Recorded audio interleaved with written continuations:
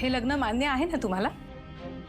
सुजाता, आपल्या मुलांचं भलं व्हावं असं कोणाला नाही वाटणार.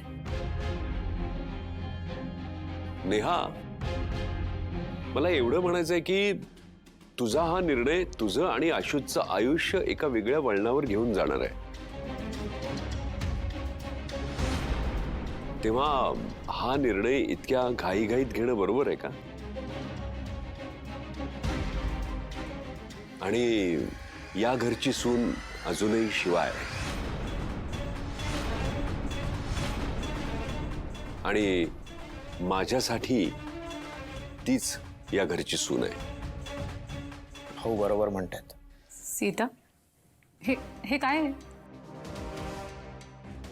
सुजाता, मला खात्री आहे नेहा तिची जागा नक्की निर्माण करेल, या घरातही आणि घरातल्या माणसांच्या मनातही. अगं, जे चाललंय ना ते खूप चांगलं चाललंय, तू काळजी नको करूस. आणि अशा गोष्टींना थोडा वेळ लागतो, तो द्यायला हवा. आणि हळूहळू सगळे मान्यता देते. आणि इथून पुढे मला त्या मुलीचं नाव सुद्धा नकोय घरात. देसाईंची एकच सून असणार आहे आणि ती म्हणजे नेहा.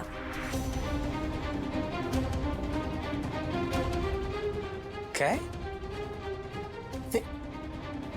नेहा ऐक ना, ऐक प्लीज. मला एक गोष्ट सांग. काल तू या लग्नाला स्पष्ट नकार दिला होतास, हा? आणि आज एकदम तुझं ड्रास्टिकली मत का बदललं? काय झालं एक्झॅक्टली?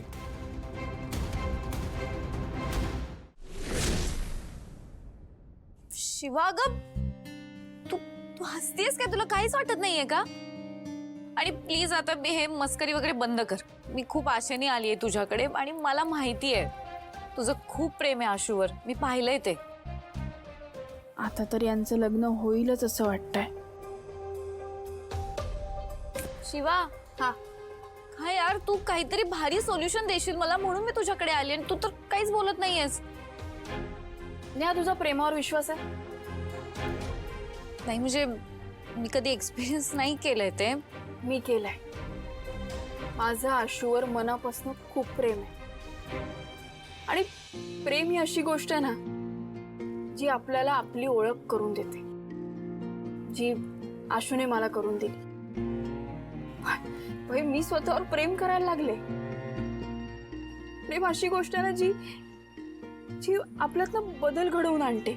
आपण आपलेपणा तसाच ठेवू ना, तो बदल ना आशूमुळे घडून आला. या प्रेम ना ठरवून होत नाही, ते होतं. आणि जेव्हा ते होतं ना ते आयुष्यभर भरोश्यावर चालतं. आणि आपण ना त्या प्रेमामुळे जगतो, त्या प्रेमासाठी जगतो. बापरे, खरंच असं असतं प्रेम? यापेक्षा खूप सॉलिड असतं. तुला एक सांगू का? हा, मला माहितीये तुला मला काय सांगायचंय. मी लग्नाला हो म्हणू नये, मी नकार द्यावा. नाही, तू लग्नाला होकार दे. काय? शिवा, अगं काही काय बोलतेस तू? हे आशूच्या नावाचं मंगळसूत्र तू घातलंयस आणि तू मला होकार दे म्हणतेस?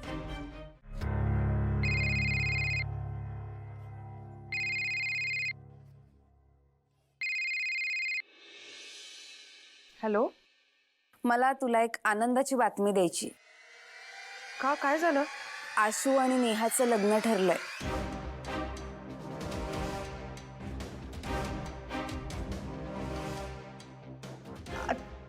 नेहा? अगं नेहा ग, मी तुला सांगितलं होतं ना माझ्या आईच्या मैत्रिणीची मुलगी. हे बघ, दोघे जण एकत्रच काम करतात त्यामुळे चांगली केमिस्ट्री जुळून आली एकमेकांची. आणि शिवाय आईने स्वतः या लग्नाचा पुढाकार घेतलाय. त्यामुळे तुमच्या शिवाचा या घराशी असलेला संबंध संपलाय आता कायमचा. हे बघ, आता सगळं नीट होतंय. त्यामुळे मला फक्त एवढंच एक्सपेक्ट आहे की शिवाने पुन्हा काही राडा घालायला नकोय. त्यामुळे तिला कसं आवरायचं ते तू बघ. शिवा तिथपर्यंत पोहोचणार नाही. काय? ती मुलगी कशी काय तयार झाली लग्नाला? काय माहिती यार. आणि काकू ना एकदम लग्नाच्या मागेच लागली आता. आणि आशू? नाही नाही, तो अजून रेडी झाला नाहीये. पण मला काही कळत नाहीये, म्हणजे आता काहीही होऊ शकतं असं झालंय. असं कसं आशू तयार होईल? अरे तो आत्ता तयार नाहीये, पण सीताईमुळे तयार झाला तर.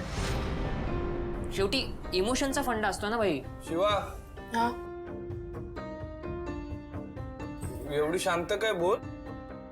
नको, आधी कोणालाच काही सांगायला नको.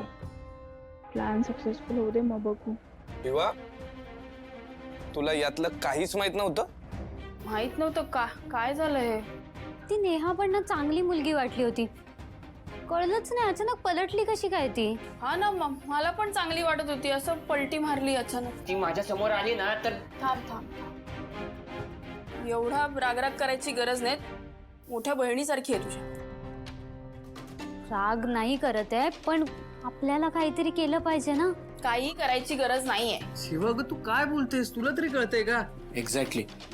अगं शिवा, आता त्या नेहाने होकार दिलाय, उद्या आशूने पण दिला तर. हा, नाही देणार. अगं पण शिवा, अरे त्याचा गैरसमज झालाय. हे बघ, मला माहितीये त्याचं माझ्यावर खूप प्रेम आहे. तो लग्नाला होकार देणार नाही. इतका कॉन्फिडन्स आहे डंबोवर? माझ्या प्रेमावर आहे. तुला जरी असला तरी मला कॉन्फिडन्स नाही आहे. आणि तिने जरी होकार दिला असेल तरी आपण हे लग्न नाही होऊ द्यायचंय. हा, काय लग्न?